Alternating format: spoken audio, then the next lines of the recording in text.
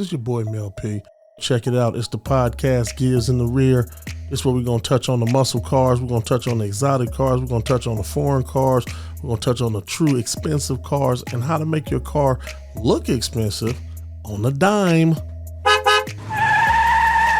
Yo, check this out. 1212. It's your boy Mel P. Coming to you live and direct on the podcast Gears in the Rear. I got my boy KC sitting next to me. KC, give him your spiel. Well, first, appreciate you having me. It's Right pretty on. cool. Like I said, I've never done anything like this. This is pretty sweet. That's what's up, KC. And First time, man. It's a doozy. I think we'll blow through it. I really do.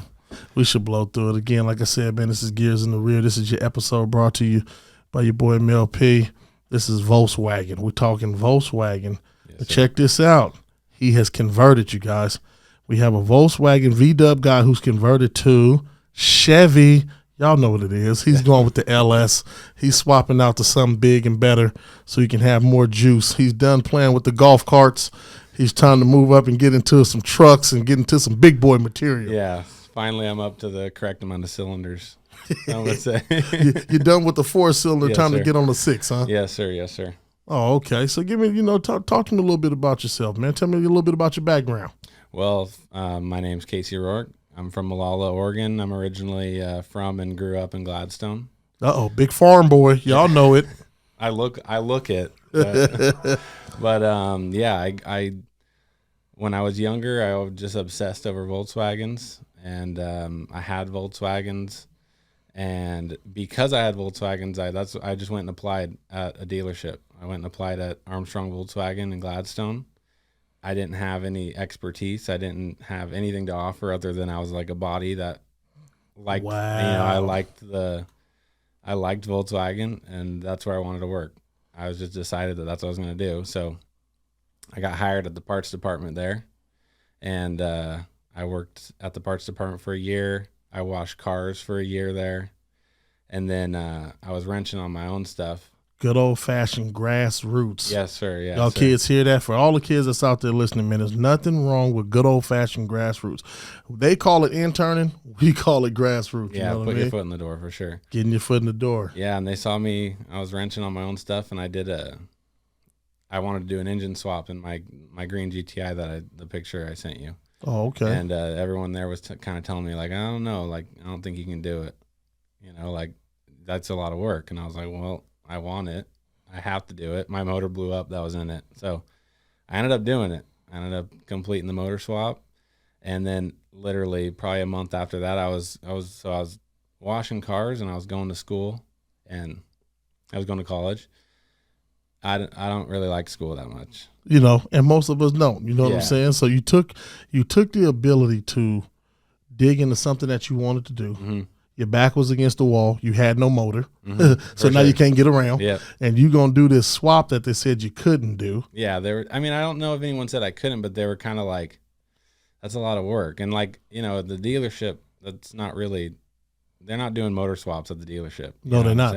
Ladies and gentlemen, you heard that here first on Gears in the Rear. They're not doing motor swaps at dealerships. So Yeah. stop going there. A lot of dudes is pulling up, think that they're going to put a LS in a 1972 Cutlass. It's not going to happen. No, you're not going to go to Car Chevrolet and get that done. Absolutely not. Go ahead and tell them the rest of your story, my guy. So once I got it done and I drove it to work, not that long after that, they just said, do you want a wrench?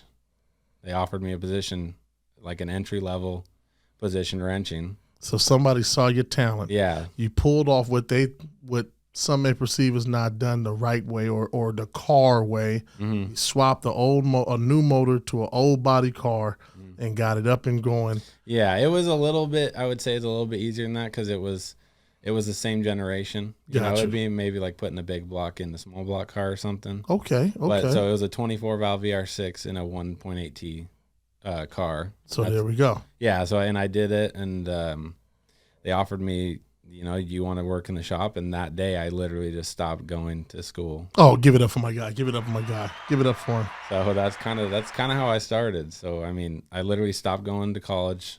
Like that day, I took it, I jumped, I did it, and I was fortunate enough to be brought up in that dealership, and I got to do a lot of Volkswagen Academy training.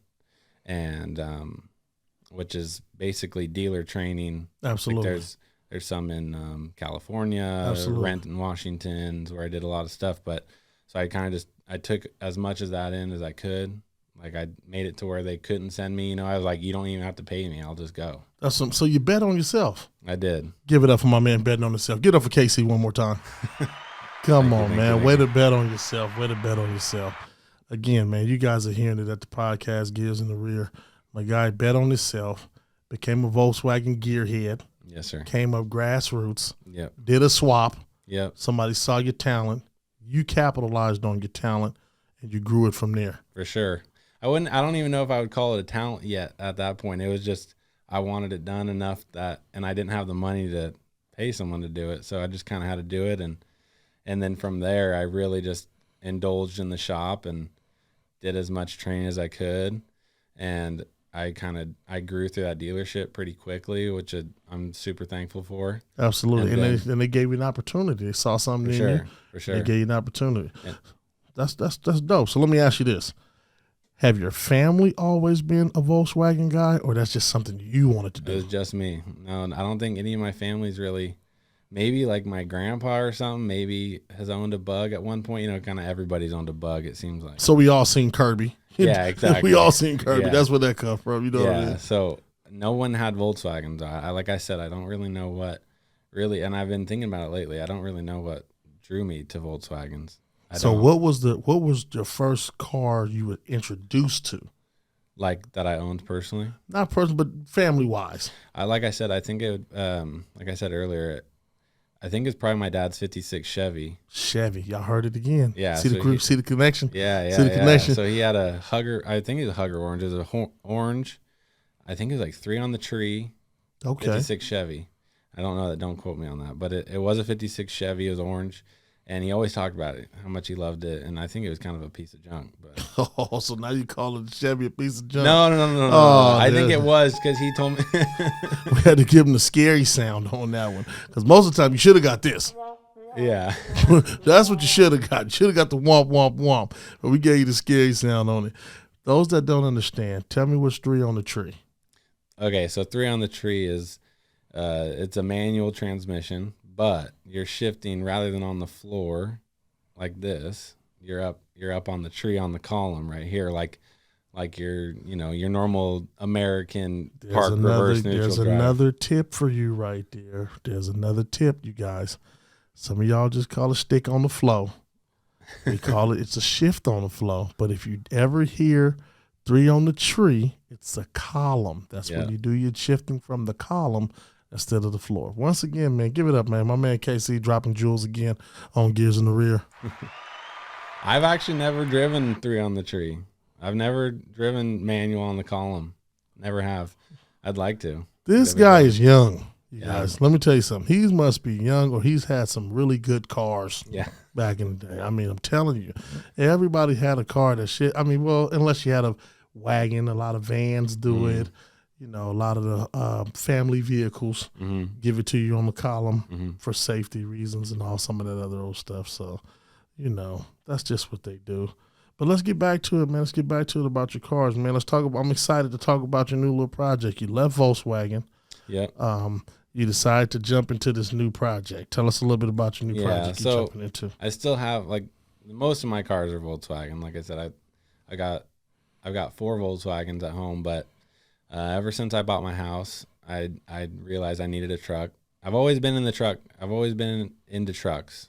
Like my buddy in high school, he had one of those Indiana Pace Car Edition OBS Chevys, which first of all now are worth their weight in gold. Yes, they are. And he sold it. Come on now. Yeah, which sucks. But that's 50, 60,000 he's sitting on right now. Them is a ticket right now. Them are going real heavy in the South. Yeah, I was reading the other day that was the most limited GM truck ever produced.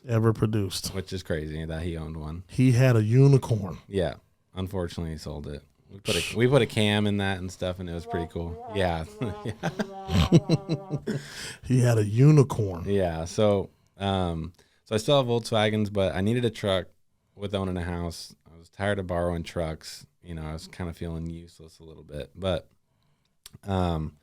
So I was looking on Marketplace for trucks, and I wanted something cool. I didn't want just like an S10. I didn't want a Ranger. I've had some S10. You know how much S10s is going for? They right are. now? They are. I wanted something bigger, is what I'm saying. Okay, I wanted to be able to load it up, take it to the dump if I want. I wanted a boat, which I have now. Okay. I wanted to tow a boat. I wanted to do stuff with it. Okay. And like I said, I owned a couple Rangers in the past, and they didn't really do it for me. Okay, so they wasn't holding up. Once again, you got to go to what works. Chevy. Okay. Yeah, right. So I ended up finding this 91 C1500 two-wheel drive OBS. It's extra cab, standard bed. Like it's kind of like baby blue when you say it. It's light blue. So that's the long bed. You got the long one. I think it is a long bed. It's a long bed. Yeah, so it's the extra cab long bed. Which later finds out some stuff's more difficult, which I found out with that. And so with the extra cab, that means you can get 4 people in there. Right. It's a double bench. Double bench. You get 4 people in there. A little comfortability for the driver if you need to slide back a little bit. Yeah, right. It's back not against the wall to solid glass. Right. So we're framing the picture for you. We got you. We got my man from Malala, big farmer boy. He got the body, and he cannot be cooped up. Thick, yeah. He can't be cooped up with the window right behind him. We had to get a little leg space. Right. So we got the double cab. I'm not doing this. Yeah, you're not hugged up to the wheel, sitting in your lap. You know what I mean? Stirring like the little clown. Yeah, I got you. So I found this truck on Marketplace in Goldendale, Washington, which talk about Farmville. Oh my God, here we go out there. But so. She wanted $2,000 for it. Said it had a battery draw, which, whatever. So Surge could be something cheap. Yeah, so nuts and bolts, maybe tie something down, and now all of a sudden the battery works. Right. So she said it needed a battery. So I was like, I think I messaged her within like 20 minutes of her posting it, and I was like, yeah, I want to come get it. Are you serious? And I mean, miles, whatever. It's only got like 150K on it. Oh, so still damn near brand new truck. Yeah, and I Carfaxed it, and it's been in Goldendale since 91. So it's a brand new truck. It is. It has less than 150,000 miles. Yeah, it did. It's got like 152 now. So 152 now. It's 1991. 1991. Yep. And then so she is technically the second owner. Her dad owned it for a long time. Come on now, it's a brand new truck. It is. And it needs some, like, the paint. It's been sitting outside since 91. Motor wise, it's a brand new truck. It runs good. And you get another 150, 200,000 miles out of that. Yeah, easy. Probably. Yeah. And I was kind of nervous because I just went with a battery. I bought a battery, took it out there, and that's like, I don't know, 2 hours away. 2 hours away. Maybe even more. I don't know. But so about $40 in gas. Yeah. $89 battery.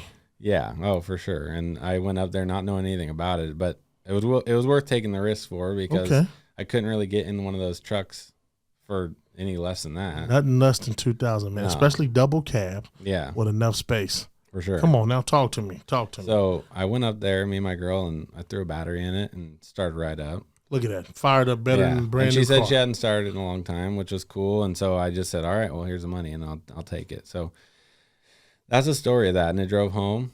It drove home all the way the long trip from Goldendale to Malala, and it's been making dump runs and towing the boat and doing everything since. So they did everything you need, but now we got to get to the nitty gritty. Right. So didn't like the heartbeat that was in it. There was a brand new heartbeat. Right. So now we got a transplant. Yeah. So it's got a 350 small block TBI in it, which is the throttle body injection, which is, honestly, it runs good and it works, but it's super inefficient.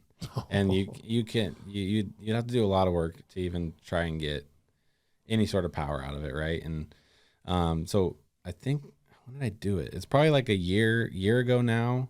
So it wasn't even a year ago. I did drop knuckles and lowering springs. Up front. Upgraded a little bit, put a little beef to it, trying to get it right. I did an axle flip in the rear. Notched the frame.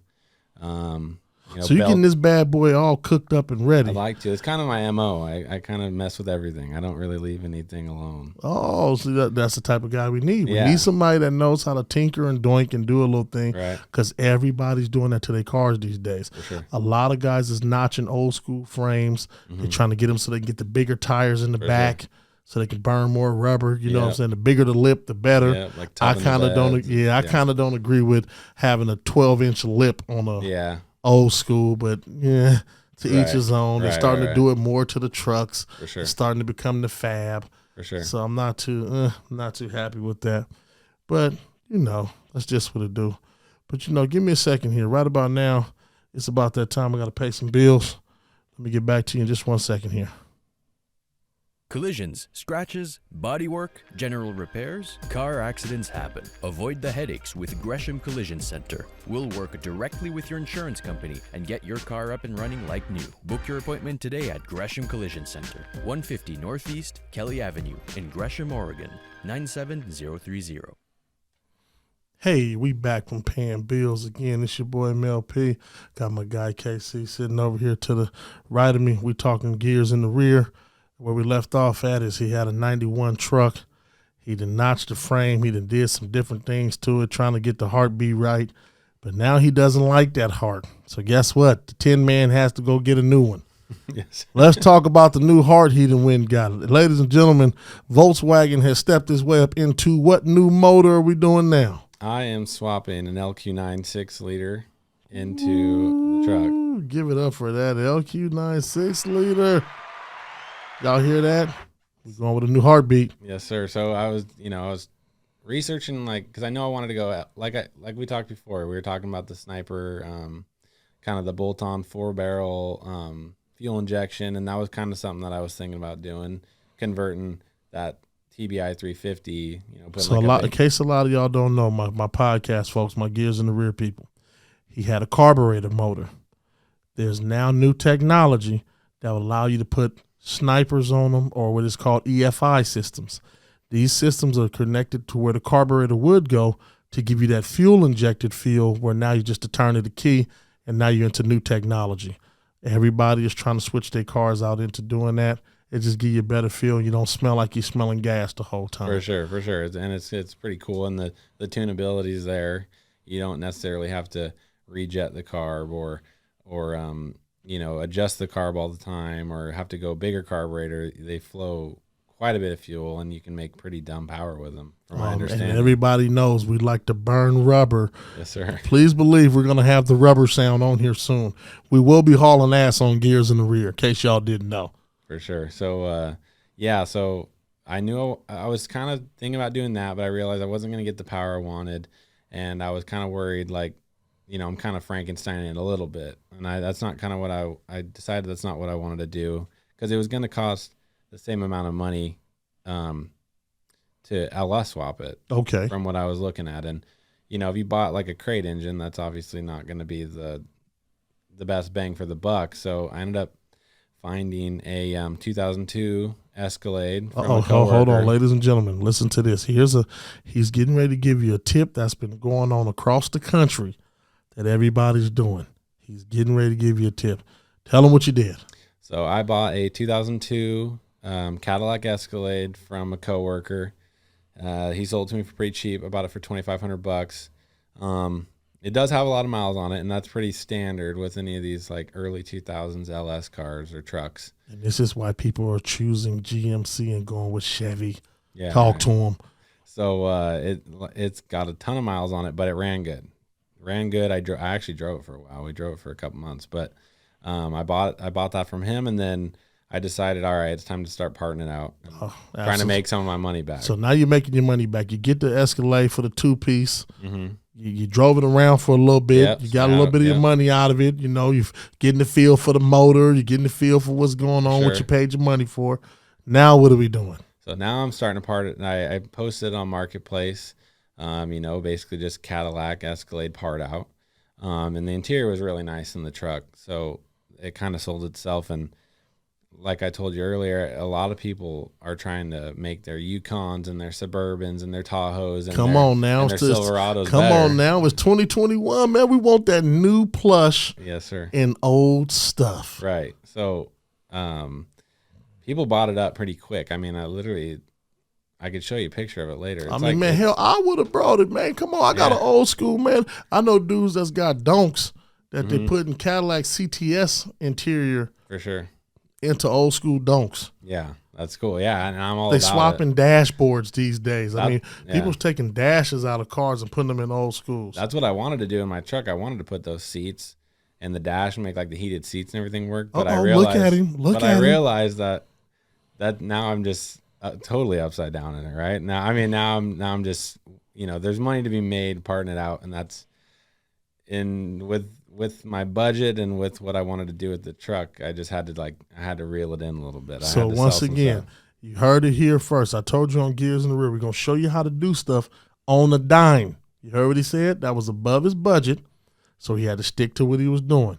He parted his car out. He got partial of his money back, and now we playing with some different stuff, right? Yeah, for sure. Talk to him. Tell me what we got going on. What you doing to the motor and stuff now? So the motor's out. The car is pretty much down to nothing. Like, it's going to go to scrap probably next week. Which It'll is get some scrapped. more money. In Which case is more y'all didn't money. know, Yeah. it's more money. So I think I'll break just even. I think it'll almost be basically free. But like I told you, I bought a T56 with the clutch setup and everything. So the truck's gonna be 6-speed, which is gonna be cool. Yeah. So the new heartbeat is gonna be beat a little faster. Yeah. So the Escalade I was able to fund the transmission I really wanted. Okay. I was gonna have to build the 4L60 that was in it, and honestly, I don't know how to. I've never rebuilt an auto trans. I've messed with auto transmissions. I've done valve bodies and diagnosis and stuff, but I've never Volkswagen. My background is Volkswagen, Audi. We didn't rebuild transmissions. Gotcha. If it needs a trans, you're getting a new one. See, you're getting a new one. That's it. Plug and play. Let's go. Yeah, and it's just not. It's almost not worth the time, because even good transmission guys, you put it in, and there's a chance that something's still wrong. Right? So, would you say so? Now, when you're talking about the Chevy thing, and we're gonna get somebody up here to talk about transmissions and stuff like that too. Gears in the Rear gonna bring you a little bit of everything, baby. But they say the 4L80E is the bulletproof of all transmissions. That's what I'm hearing. Said that 4L80E, if you even the blind squirrel can make it right. You know what I mean? For sure. And that's what I've been reading too, because it was a 4L60 that was in the Cadillac, and people sell a ton of parts for the 4L60. People build 4L60s and sell them, in a box built. But people I've seen 4L60s go for $750. Yeah, I know one right now that's got some bells and whistles, got all the stomps you need for under $1,000. Yeah, and I heard they're great, but I've heard, like you said, the 4L80 is kind of it's taken over, I think, from my understanding, from my reading and stuff. Yeah. So again, man, like I said, man, I got a technician up here with you guys. We're gonna have a segment where you can call in and ask some questions, or you can dial in, or you can type in and give us some questions, and we'll be able to answer them. That's coming to you, some shows near you. This will not be Casey's last time up here. Again, it's Gears in the Rear with the podcast. We talking about the new heartbeat. We talking about he putting that new joint in with the 6-speed. So he's going stick on the floor again. Yes, sir. So he's about to have the ass swinging a little bit. Yeah, I'm sure. Yeah. Okay. So what you got to do? You got anything you got to do to the rear end? Anything you got to do outside the top side? What you looking? How he can plan on beefing the motor up? Right. What we looking to do? So I think I don't know how long the rear end's going to stay in it. It's got the stock 10 bolt. So I'd like to probably just go through that and put a limited slip diff in it, like a true track, like you're talking about. I'll probably have to get the driveline rebuilt, because this is when I said that the extra cab was kind of a lot of work earlier. Yeah. So that truck, since it's longer than the short box single cab, Yeah. it has a 2-piece drive shaft, so it's got a So that knuckle was sitting real different. Yeah, so like when I lowered it, I ended up having to change the pinion angle with some shims on the axle and stuff. But so I'm gonna have to get that rebuilt, because I guarantee that center support bearing is gonna just absolutely shred. Yeah, you might as well put it back up and just get you a long, strong drive line. Yeah, I think I might go do with that the regular too. one long drive line. We might see how long it lasts. See, you got to do what you got to do on the dime, man. Let's make sure you know. My man KC is staying in his pay grade. Yeah, for sure. In case you didn't know, he's not blowing the bag on something weird. He's staying in his pay grade. Talk to him. I'm trying at least, but so the T56, I mean, that's pretty much that's just throw it in and go. But the motor, like I said, it's got a lot of miles on it. It's got 287,000 miles on it. Man, but it's GMC. Yeah, man. and like I said, it ran Once you great. clean it up, Yeah, get him all sparkled and darkled, put a little bit more inside of him. yeah, For Get him sure. that different cam you was talking about. Put some heads on him. Yeah, so I think right now we'll probably run the stock heads, but I'm gonna put a big cam in it, which I gotta weigh my options there. But I'm gonna go through, do the valve train, the trunnion upgrades on the rockers, and then I'm probably gonna like completely rebuild it. Like I said, I'm gonna pull the rods and pistons out. I'm gonna re-ring it, all new bearings, and like I said, I want it to go in, and I want this day in. So the Tin Man is going to put a whole new heartbeat in there, you guys, and it's going to be thumping. Yes, sir. So now that we're getting this done and we're talking about the motor and everything else, you're going to put some rims on it. We're going to try to button it up. What we going to do? Your paint job, what we going to do? Right. So eventually I'd like some like super, because kind of like what I'm going with the truck is like I've got right now, it's got the C4 Corvette saw blades on it. And I'm kind of going for that 90s hot rod look. So in the 90s world. Yeah. In the 90s world. So paint would be cool one day. It needs paint. Like it's pretty, it's sun faded on the roof and stuff, but it's really straight. Like it's not going to need too much. You don't want to go work. with that 91 patina look. You don't want. Right. You don't well, want to go it's with almost not look. old enough, right? No, like it's not. It's not an old school. So it looks man. more kind of clapper than it does like patina. You can't get away with a patina with a 91. You can't get away with patina with a 91. So, you got to do like my boy Vern said. You got to put some paint where it ain't. Yeah, what I mean? for sure. And there's some clear coat gone. Like it's not there anymore. So right. So paint would be cool. I'd like honestly some like cool like welds, like drag pack setup would be pretty cool. Look at you on a long bed. Yeah. So right, exactly. And then always clean it up, but I really like the height where it's at now, and I still want to use it. Like I'm still gonna have, if I gotta get a couch, the truck's gonna go get the couch. I heard that. So be careful if the furniture man pulls up doing 70, and then he rips off burning rubber with the wheels locking up with the couch and the because it'll probably be a while till I can afford the brake, so it won't be able to stop. Oh, okay. So again, man, you on Gears in the Rear with your boy Mel P. My Instagram is Rourke Casey. That's my last name first, and then my first name last. It's ROURKECASEY. That's my Instagram. That's his Instagram. You guys got it. Follow him on his IG. You know what I'm saying? Like I said, we're going to get some more information from him. Make sure we get his list down. He will be a contact that we'll have. He'll be back up here. We're going to talk more about his build and then see where he's at in a couple of months and check him out. And, then definitely check out some of these Volkswagens. KC, got anything left you want to leave the audience? Anything you want to I don't think so, man. I just want to I appreciate you having me on. It's pretty cool. Like I said, I've never done anything like this, and I had a really good time. So, man, I appreciate you coming to take the challenge, man. A lot of people scared to get up here in this booth, and all we're doing is talking about cars. Yeah, why not? We're just talking about cars, man. Two good old dudes with a passion that we share, and that's cars. Once again, we're going to be gearheads. I want to pick his brain a little bit more so I can figure out what to do because I got an old school, and I'm trying to work on it. You know what I'm saying? Like I said, most folks don't know I got a 72 Cutlass Fastback. It's got that 455 big block. Yes, sir. Maybe we can figure out me helping you with that sniper install. Ooh, y'all heard that. We're going to take him up on it. Let's get an applause for that. Yeah, we gonna take him up on that, man. But again, brought to you by Gears in the Rear. Appreciate you. We got to get out of here, y'all. Thank you. Signing off. Thank you.